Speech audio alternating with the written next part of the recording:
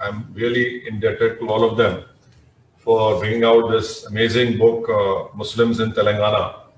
And I hope that people at large who are interested in knowing the socio-economic health condition of Muslims of Telangana would really read it. And at the outset, I want to really thank the Honorable Minister of Telangana, Janab K. For agreeing to establish this committee under the leadership of Janab Sahab. And he had always been very forthcoming to ideas which were given by the members. I had the great honor of being present in one meeting where Dr. Amirullah Khan, Dr. Shaban, and Sudhir Saab was there. And was chaired by Amirullah Saab and Shaban Saab was immediately accepted by the Chief Minister. Amir Bhai, can I know how much time I have? So based on that, I will speak. You have 20 minutes, Asad Bhai. Okay, thank you very much. Yes, I want to thank also Professor Dr. Who had played a very important role, Abu Saleh Sharif Sahab, in such a committee also. He was a member secretary. And it also needs to be pointed out that this book, Muslims in Telangana, I am of the opinion, I am not a scholar like all the honorable dignitaries out there, but the little political experience I have, I can say with all the responsibility that as far as in last 15 years, any empirical study that has been done on the Muslims, I think only 2 states have done such an empirical study. One is in Maharashtra. Again, over there, Abdul Shaban Sahab had played a very, very important role in bringing out that report. And now in Telangana, the Sudhir Committee report. So these are 2 important reports, but let me also be very, I might sound very biased, but this report, Shaban Sahab, is much better than your earlier report on Maharashtra, the Mahmood Rahman Committee report. I mean, this is too focused, and being a political student, I have to read this book at least 3 times, 2 to 3 times to understand, what really is there. And I'm going to trouble a lot to Amir Bhai and Shaban Sahab in understanding so many issues. But thank you, Sudhir Saab, for doing a tremendous work in bringing out the report.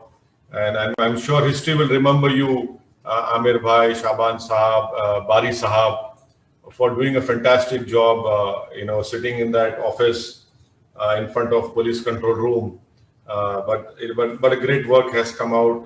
I'm sure with all the scholars, policy makers, and the governments would rely on this report. So let me start by saying that this book, it has avoided presenting Muslims as mere statistics. The other aspect that must be appreciated is that academic as well as cultural discussion around Indian Muslims are generally deemed to be important only if they are being talked about in cultural terms. In other words, Muslims are only relevant if we are discussing Hindu-Muslim or secular issues. I will need a whole day if I start recollecting the number of well-meaning upper caste Hindus who have come to me and recollected how in older days, that is before 2014, their Muslim friends used to invite them for Eid and then they used to visit them for Diwali. I would rather, I've heard the authors, I have gained more from sitting over here, in terms of knowledge. So my opinion is that this volume points to the increasingly new ways in which Muslims are being marginalized. This is in addition to the various deprivations they already face. Secondly, Muslims may be uneducated, suffer from lack of healthcare. They may have limited economic opportunities, but data points to how they want to improve. Very often, cultural explanations are used to dismiss Muslim concerns. For example, the lack of education will be blamed on them sending their children to madrasas. Their growing population will be blamed on their faith But in reality, there is a socioeconomic data that explains that it is their exclusion from mainstream development that has caused them this harm, not some unique cultural traits only found in them. Lastly, it is important to recognize that development of Muslims requires us to not forget the existential threat of Hindutva and its goals. But we should also not forget that is not the only issue affecting us. Now, in my opinion, that is why such scholarship is important, because it is a myth buster to the lies perpetrated by those in power, both Hindus and Muslims. While government leaders have tried to blame backwardness of Muslims as a community, many Muslim leaders have acted only as upper class leaders or only interested in symbolism. The elitism has resulted in projecting Muslims as former rulers and royalty, which in reality majority of Muslims belong to backward caste and have never had access to any meaningful power. This volume recognizes there is a double whammy that Indian Muslims face. They face social exclusion, but also physical threats to life and property during communal pogroms and police atrocities. In addition to this, they also face a bureaucracy that does not take their concerns seriously.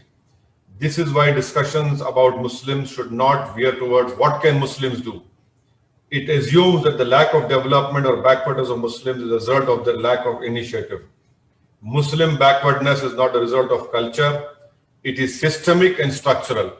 Unless we address the widespread exclusion of Muslims from political and administrative decision making, we cannot repair how much damage the community has faced. The second more interconnected fact that is also brought out by this volume is the castification of Muslims in India. Hindutva has sought to recast a diverse and unique community into a single mold. The treatment meted out to them in the form of lynching, social boycott, accusation of corona, land, comedy jihad is only aimed at separating Muslims from the rest of the country and to ensure that we know our place. With social media, you see a new trend used for Muslims, puncharwala, which is used to insult Muslims. First, only in a caste-ridden society can an occupation associated with hard work and skill be used as an insult. Secondly, the effort is to relegate Muslims to only menial or lowly jobs. Therefore, if you see them as scientists, doctors, politicians, journalists, which includes all the esteemed panel who are here, they must be beaten and taught their place in society. Let us not forget that the Prime Minister himself contributed to this stereotype. In June 2014, he said, "When I was young, a Muslim man used to repair my cycle. Today's son is doing the same job." Why is this? Need to focus on their development. The implication is that somehow Muslims don't want to develop, and that is why we are stuck in the same place. However, studies point out that lack of government support has meant that Muslims are not only stagnant, but their status has worsened. For example, data shows Muslims and OBCs have economic parity, but OBCs have higher education attainments thanks to reservations since the 1950s. Intergenerational mobility, the opportunity for a boy to do better in life than his father, has improved for SCs and STs, but fallen for Muslims.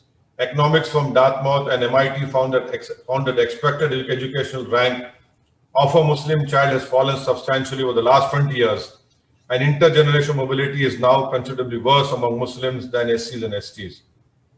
This volume shows this castification is not the only thing happening. This vocal marginalization of Muslims is accompanied by steamrolling our diversity and internal stratification. It is true that a large chunk of Muslims across India are equivalent of backward class and scheduled caste tribes. This stereotyping is also meant to create a monolithic Muslim identity. This is more convenient than engaging with a community that is different in different parts of India and even different in the same states. Lastly, I want to say that well-meaning Hindus often say that Muslims must focus on education and ignore politics. I want to say that communal pogroms, violence has repeatedly targeted Muslims, attempt to educate or economically empower themselves. Since the time of my father, late Sultan Salahuddin Owaisi, the first target of violence was always Muslims' economic power. Let me give a recent example. In Muzaffarnagar 2013, there was a common saying that Muslims have gone from being a Kasai to Arabpati. Even the bogie of love jihad is based on signs of Muslims' economic progress. Hindus are warned that Muslim boys with bikes and Googles are coming after them. We have seen this again in Northeast Delhi in another program which happened in capital of our country. Mohsin Sheikh killing a software engineer who, clearing his interview for Wipro. The mob killed him, only saw that he was a Muslim. Now, another point, because of paucity of time, let me, make it very brief. The other way this volume brings out this picture is in the data of pertaining to education, healthcare, and employment. Muslims fall behind on each of these indicators in Telangana, but also other states. This data shows they struggle to do better despite limited government support. For example, this volume shows that while Muslims are only 14%, but they are 28% of India's immigrant going outside the country. The volume shows that immigration plays an important role in the progress of households and communities and improves the quality of life. It has a crucial role for the marginal and minority communities who face serious barriers and discrimination, not only in accessing labor market, but also healthcare. This is a sign that Muslims struggle to find economic opportunity here, and they are willing to leave their homes and struggle in difficult conditions only to improve their economic status. Similarly, NSO data shows that Muslim school enrollment is quite high. In Telangana too, Muslims have a higher percentage of literates than Hindus, but their educational attainment starts falling. This is an important point because you have the Hindutva guys who will start using this data. Their educational attainment starts falling, especially after secondary school. This points to the absence of government schools and their ability to afford private schools. But it also points to the struggle and initiative that Muslims have taken to improve their own lot. It shows their willingness to educate their children. Similarly, this volume brings out another important facet: population growth. As per 2011 census, the Muslim population in Telangana is 44.83 lakhs, which as per the authors is expected to grow in the range of 53 to 56 lakhs by 2026. Again, this is an important point which I'm sure all the right-wing Hindutva so-called ideologues would read if they have time and if their mental mindset permits them to accept this fact. It is observed that contrary to the popular impression, the rate of growth of Muslim population is not much different from the state average. The authors affirm that the median age among Muslims in Telangana and the rest of the country is considerably lower than the state and national average respectively. Another important point this volume brings out about the maternal and child health indicators show that Muslim minorities are on par with urban average in the state in accessing various health services. Muslim women avail best postnatal care than SCs and other religious groups. Higher utilization of 6 types of ANC tests by pregnant women of the child of the Muslim community, and the higher child immunization, which was preferred from the government sector among the community, indicates better health-seeking behavior of Muslims. In other words, where government service is available, Muslims go out of the way to avail them. The author observed that in Telangana, the nutrition status of children based on anthropometric measures is better for Muslims in comparison to other social religious communities. However, childhood nutritional advantages are not passing to adult age health condition of Muslims. In other words, parents are striving to ensure better nutrition for children, but as Muslims grow older, these advantages disappear, perhaps pointing to general poverty and inability to consume nutritious food, which was also pointed out by a panelist who contributed to this magnificent book. Now, identifying challenges for Muslims in Telangana. This is again based on brief reading of this magnificent book, that Muslims have the largest population in the age group of less than 15 years. Therefore, if we want a better future, we need to feed them well, provide them well with better health care, and improve access to education. It is not enough that we have a few schemes here and there. There should be a special provision to ensure that Muslims are not excluded from general benefit. For example, it is true that minority residential schools in Telangana have helped many Muslim kids. You have 60,000 Muslim boys and girls studying in these residential schools. But it is also one aspect. The general focus on improving government schools in Muslim areas should not be ignored. Similarly, we should support scholarship schemes focused on minorities, but we should not ignore the need for more schools, more colleges in general that ensure that Muslim children have adequate opportunities to educate themselves. Therefore, my party focus has been not only to ensure that there is affirmative action for reservation, but also that Muslims are able to better avail mainstream benefits of the government as well. The share of Muslims in the poorest 20% Telangana is on the rise, indicating high risk of poverty for Muslim groups. The volume also examines the social economic situation of Muslims vis-a-vis other communities based on data from other large-scale sample survey. The key findings emerging out of an analysis of survey data are: Muslims are more backward than the Hindu counterparts in education. Muslims face problem in accessing bank credit. The need to contribute to household income and marriage are the main reasons for both Hindu and Muslim household not sending their children to school. D, a lower percentage of Muslim households have pakka houses compared to the Hindu counterparts. E, livelihood and economic condition indicate that a little more than 1/4 of Muslim households were engaged in casual labor in non-agricultural sectors, followed by self-employment in these sectors. About Muslim women, I take from what an expert has said in this discussion. This volume has brought out their plight, and we need to take responsibility to do better. In rural Telangana, 49% of households for Muslim OBCs had no female literate. The mean years of schooling of girls among Muslim OBCs is lower than those among STs and Hindu OBCs. It is noticed that Muslim women in the reproductive ages are also being bearing the burden of malnutrition. In urban areas, it is observed that the attainment of Muslims at different levels of education is lower than of SC, especially for boys. Unemployment rate, according to current daily status, is very high, 45% among Muslims in the age group of 2024. Work participation rates are lower in Muslim concentration districts as Nizamabad, Rangareddy, Medak, Adilabad, Mahbubnagar, and Hyderabad. High percentage of Muslims are in informal sector in both rural and urban areas. Crafts, related trade, service and sales, plant, machine operators are important activities, wherein 75% which Muslims are there.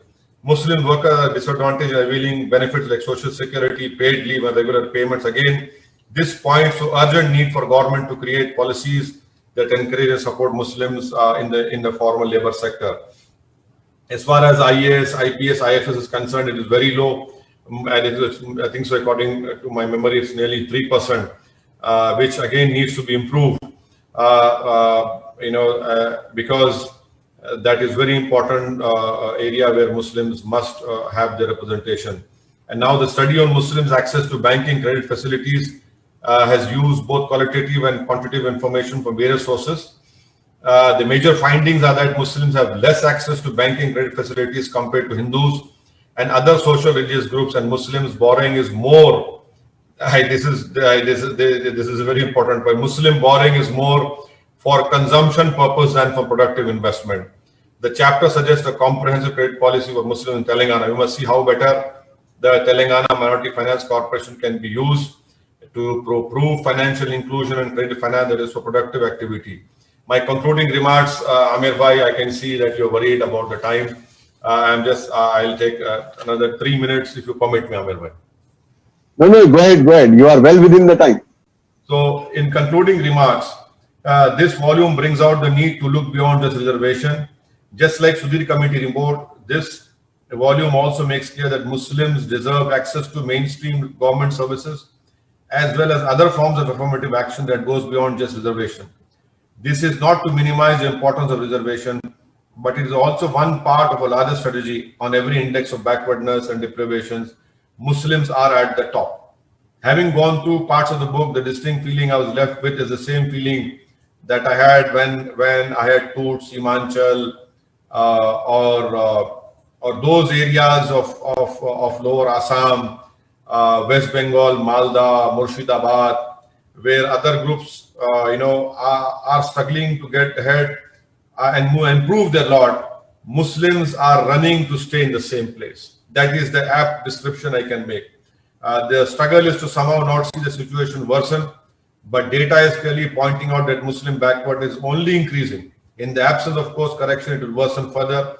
This is why it may be important, Amir Bhai, Sudhir Saab and Shaban Saab, this is for you. This is my earnest request to you. This is why it may be important to do a follow-up report to the Sudhir Committee to see if the schemes and government policies have helped improve Muslim development indices. The introductory chapter makes a point: the psyche of a large number of Muslims thus rests on the assumption and belief that there is nothing going for them it is a hopeless situation in which they are stuck and see no sign of any respite. I do not see any hopelessness in Muslims in Telangana or otherwise. I see anxiety and fear, but not hopelessness. There is a general acknowledgement situation being bad, but there's an immense resilience and urge to do better, to find a way to become full citizens of India, especially among young Muslims. There is no apologia. They are not embarrassed and do not see themselves as victims, but as survivors. I am grateful that this book has striven to break away from romanticizing Muslims or creating an undimensional picture.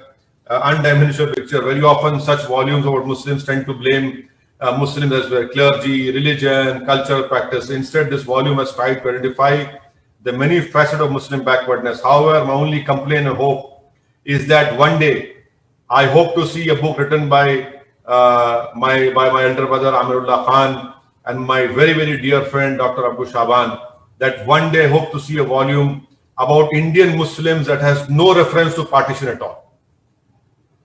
The partition is history. We cannot forever be bound by it. With what this volume points out for me is the need to break away from concepts such as unity and religious harmony and to discuss social justice. The former always requires us, you talk about religious harmony, it requires us to go back to partition. The latter, that social justice, requires us to think of the future and the right given to us by the Constitution. And may I also point out to Sudhir Sahab, Shaban Sahab, Bari Sahab, and Amir Sahab, that on page 112 of this book, these are my definitely concluding remarks. On page 112, on page 117, Bholakpur, you will be happy to know that I had used the Sudhir committee report. I had gone to K.T. Ramarao with this report and showed him in 2018, before 2018 assembly elections, that, sir, this is the Sudhir committee report, which talks about how in Bholakpur, how the living conditions of Muslims are. And I'm very thankful to KTR that immediately he had sanctioned a sewerage line and a water line. A water line, the cost of water line was nearly 12.5 crores. Sewerage line also was nearly 12 crores. So Alhamdulillah, the sewerage line has been laid in Bholakpur, thanks to Sudhir Saab, Shaban Saab, Amir Bhai, Bari Saab. And now the water line is near completion. So I would request you that you should visit Bholakpur with Yamin, who's out there. Be rest assured that we are using this. We'll be using this book.